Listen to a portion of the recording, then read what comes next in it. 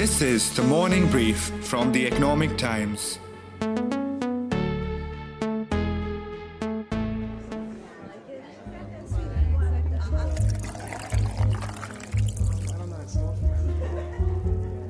It's Friday, and if you're looking forward to a perfectly happening weekend, you've tuned in to just the right place. We've already picked your poison, and it's a hot story served cold. India's gin revolution. There's a renaissance of Indian-made boutique gins that are adding much more than just the spice on the bar shelf. Leading the distilled, shaken and stirred revolution of sorts are brands like Greater Than, one of India's first artisanal gins, which is now outsold long-time frontrunner Bombay Sapphire. But Greater Than is not alone. Grabbing the bartender's attention are the likes of Tamras, Hapusha, Stranger & Sons, Samsara and Terai. The latest drinks market analysis data by IWSR, or International Wines and Spirits Record, shows that these gins doubled their sales in just 2 years from around 80,000 to over 168,000 in 2021.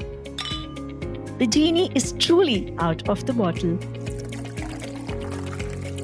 So what's making young Indians go vocal for local gin? And when did a Tanqueray or a Hendrick have to start jostling for space on store shelves, bars and dining tables with a Greater Than, a Tamras or a Samsara? It's Friday the 17th of June. You're listening to Indians Go Vocal for Local Gin on The Morning Brief, and I'm your host Ratna Bhushan. Do tune in to ET Play, our latest platform for all audio content, including The Morning Brief. A full house on the show with the who's who of India's Gin 2.0 revolution. On the podcast today, Anand Virmani, co-founder of Nao Spirits and Beverages, who started it all in 2017 by introducing Greater Than, India's first artisanal craft gin. Along with him, Devika Bhagat joins in, the co-founder of Adventurist Spirits, who tumbled on her gin journey to Tamras when she was, in her own words, going through a midlife crisis. And we also have with us Yash Bhange, co-founder at Hungering Hospitality, which runs the Bombay Canteen, O Pedro, and Bombay Sweet Shop. Yash tells us why gin-based cocktails are flying off the menu as the top-selling choice for the last 4 years. For starters, I was curious to find out, in a beer and whiskey-loving country like India, how did gin make its way? India did not really have a gin to call our own, or even a gin culture for that matter. There were a couple of gin brands already available which were being imported. Things like Beefeater, Gordon's, Tanqueray, Bombay Sapphire, and even Hendricks were available. They were all imported, but they were also really expensive without necessarily being craft. Whereas what everyone has been building, what the culture that's being built around the world actually with regards to gin is more so around craft. So really to be able to build gin culture, we needed a gin of our own. And the only gins that were being made in India at that point were your commercially produced cold compounded gins, Blue Ribbon and Blue Moon, etc. They were doing lots of numbers, lots of volume, but again, priced at about 200 to 300 rupees a bottle. So what's really changed is now we have this gin culture. We have people who like to call themselves gin enthusiasts and will discuss gin with you and will have gin collections at home. Now you can go to a party and ask for a gin and be given 1, 2, 3, a couple of options at least. That was Anand telling me all that's changed in just a few years. His Greater Than brand outsold category leader Bombay Sapphire, owned by Bacardi and other well-known global brands such as Tanqueray and Gordon's last year. And his No Sleep gin, which blends gin and coffee, is trending up too. What's interesting is that the non-popularity of gin back in time gave birth to another local brand called Tamras. A Sanskrit word, it is a combination of copper, which is tam, and extract, ras. Devika, co-founder of this brand, shares how it all started. So, Ratna, this actually goes back to my own preference for a spirit. I used to be a vodka drinker in my 20s. And in 2008, when I visited a friend in London, and I went to a bar and I ordered a vodka tonic. Literally, it was, I think, one of the most embarrassing moments for my friend because she turned to me and she was like, "No, you can't do that. Nobody drinks vodka anymore. You have to order a gin and tonic." And for me, gin, living in India, was basically just one brand, which was Blue Ribbon. And it was something that my auntie drank in the form of a gin fizz. I didn't know anybody that drank gin. And so I was like, okay, let me go for it. And this gin and tonic arrived with a cucumber stick in it. And as you may have assumed, it was Hendrix. And I was like, what is this drink? I want more of it. And that's when I became a gin drinker. When my husband Khalil Bachwali, who is my co-founder, and I decided to go forth, it was not about let's do something in the alcobev industry or let's start a distillery. It was literally, I suppose you can say, a midlife crisis where we wanted to do something which was different to what we were doing as our day job. And as our 40th year approached in 2018, I think we were scrambling to find something that we could be passionate about. And so one of the few things that we had in common with each other was that we both were very passionate about gin cocktails, about visiting gin distilleries. It was literally saying, Khalil turning to me and saying, let's make gin. Devika and Khalil went on this incredible journey after they'd done some 18 years in the film and television industry. India's gin story gets even more interesting as Yash outlines the trend that struck root some 5 years back. In the last maybe 5 years, there was a global trend towards better gins being made, especially in Europe. And gin and tonics, the trend continued, and India always catches up a year or two later. And with that advent, with more locally crafted gins being made out of Goa at a great quality, but more importantly, affordability and accessibility in price. I think that's what helped tremendously. And I feel Indians, as a population, we are much more traveled, much more educated when it comes to our food and beverage tastes right now than we were 5 years ago. From Goa to Delhi to Mumbai, Indian craft gin, as my guests found out, presented itself as a category waiting to happen. As Anand says, consumers were keen and very warm to the idea of an Indian craft gin, something which took him too by surprise. It found immediate acceptance, and that was quite a bit of a surprise for us. We obviously didn't have the resources to go out there and supply willy-nilly to all states.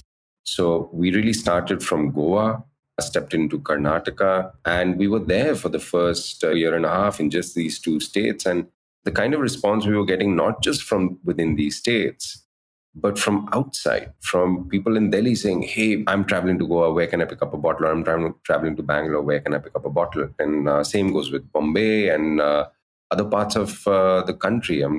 Wasn't necessarily just limited to the metropolitan cities. I remember getting a message from someone in Guwahati. Clearly that demand was already there. The only question really for us was, would people accept a gin that is locally made? In our experience, in all our collective experience growing up in the 90s and early 2000s, what we'd seen was local was a bit of a bad word.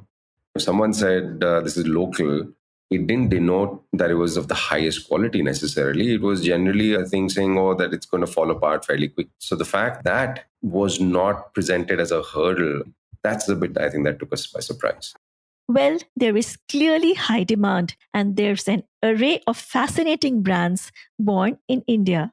Another interesting brand, Terai, a London dry style gin made in Rajasthan by Global Spirits, comes with 11 botanicals, including tulsi, rose petals, coriander, and fennel. Named after the Terai region or the foothills of the Himalayas, it's probably the only craft gin that makes its own rice grain based spirit.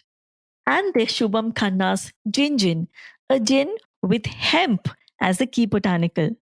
The idea struck Khanna when he was on a keto diet and would sprinkle hemp on his salads. Samsara, the Sanskrit word for sansar or the universe, too was launched during the pandemic. Whether it's store shelves or bars, gin cocktails have hit top requests. Who better than Yash to tell me more? I feel gin as a beverage is great for the Indian demographic because we are a country where it's always hot. Um, I feel the momentum is also going to give rise to more gins being made in India and more people getting to try it out. When it comes to Bombay Canteen and O Pedro, our top selling cocktails for the last 4 years have always been gin based. So I feel in India, if you look at a clear spirit, we used to always move towards a vodka because the only Indian gin, and you wouldn't even call it a gin as per regulations, was Blue Ribbon.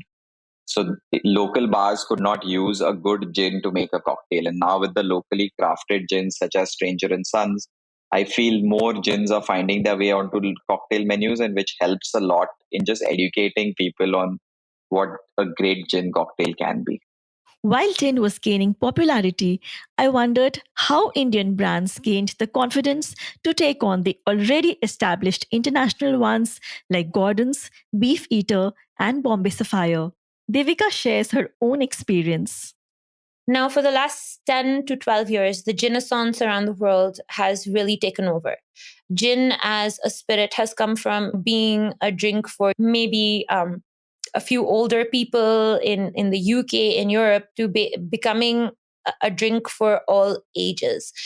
The reason why we were very confident about producing a craft gin in a country like India, which had almost a no gin scene, I think most of our confidence came from the fact that there was a ginnaissance around the world, that the craft industry, whether it was in gin or in whiskey or in rum or agave spirits, was really booming around the world. And now we have become such a globalized world that trends that happen in one country always transcend borders. And what's more important to look at is for the last 5-7 years, the homegrown industry in India is really being encouraged by people who are our base consumers at that time. We were talking about international pouring gins. It was the kind that you would maybe pick up from duty free on your travels, or something that was really expensive at that time, a 10,000 rupees for a craft gin, like a botanist. And so there was a gap in the market, and we knew that people wanted to really try Indian craft gins, or craft gins in particular. There was a very wide gap in the market. The category did, however, have to deal with its share of issues as recent as around 7 years back, though it was quick to recover. Anand traces the journey of gin transitioning from uncool to the new cool. In 2010, 2011, when I was working with a company called William Grant's, and one of the brands that we were charged with was Hendrix Gin. And when we had a launch event for Hendrix in Delhi and even one in Bombay, we invited people we thought would really be at the forefront of a trend like gin. They showed up to this event and said, "Oh, wow, it looks great. The bottle looks stunning. Can I have a glass of wine? Or can I have a whiskey or a beer?" No one wanted to be caught dead with a glass of gin or a gin and tonic or whatever else, because gin was just, unfortunately, not cool at that point. It was not the first choice or the second choice of drink. It had all these myths. If you were drinking gin, you were most likely senior, I guess, in the sense that 60, 65-year-old and above. Then gin was seen as a ladies' drink, as a daytime drink, or something we had in a gymkhana, but really nothing beyond that. So it was really unfortunate, and I guess that really held back gin. Every once in a while, there'd be a bartender who would say, "Are you sure are you drinking it?" So maybe it was just bad PR with regards to gin and gin culture at that time. But slowly that changed. Now, instead, you see things like Gin Explorers Club and India Cocktail Week and massive festivals targeting the 25 to 35-year-old consumer, and people show up in droves, and not because they want to support something, because they really want to be a part of that culture. But how do these brands retain consumer interest in a category that's getting increasingly competitive? Apart from attractive pricing and a vast variety of exotic artisanal flavors, Yash tells us how they are literally adding spice to the gin. At Bombay Canteen, we worked with Stranger and Sons to create Peru, which is Peru spiced gin called Perry Road Peru. And the idea of that came from the fact that, especially in Bombay, during the winter, you have a specific kind of guava, which is a pink guava that is seasonal that we get. And a lot of the Peru walas normally serve the pink guava with a little bit of red chili on it. So it was India's first distilled gin cocktail in a bottle. The idea of this came in working with local, regional craft creators. So this ecosystem, I feel, needs to continue, where more local craft gin producers need to work with restaurant and bars, because although we see the gin market booming, the market still is very small if you compare it to the whiskey market in India. So you can basically think of restaurants as loudspeakers for these craft gin makers, where they can shout out their message about craft gin to a larger database of people. In another example, last November, Hapusha celebrated Himalayan ingredients, edible camphor, Earl Grey tea, cardamom, and timber in Goa in trademark style. From whiskey to wine to now gin, imported is no longer the buzzword. Indian is. So for every Hendrix, there's a greater than. For every Tanqueray, there's a Tamras. Anand tells me more. Same thing happened with whiskey, where suddenly there was this news that came out, I think in 2011, that there is a single malt from India that has been rated top 3 in the world, and suddenly everyone went gaga. And this was Amrut, of course, Amrut Fusion. So I think since then, there's been that feeling that local is not bad has been chipped away and steadily. On the international or imported gins, they're generic in the sense that they're found everywhere. You will always have those, the Hendrix or the Tanquerays in your bar, and you absolutely should. But at the same time, for a craft segment to really flourish, you need lots and lots of options.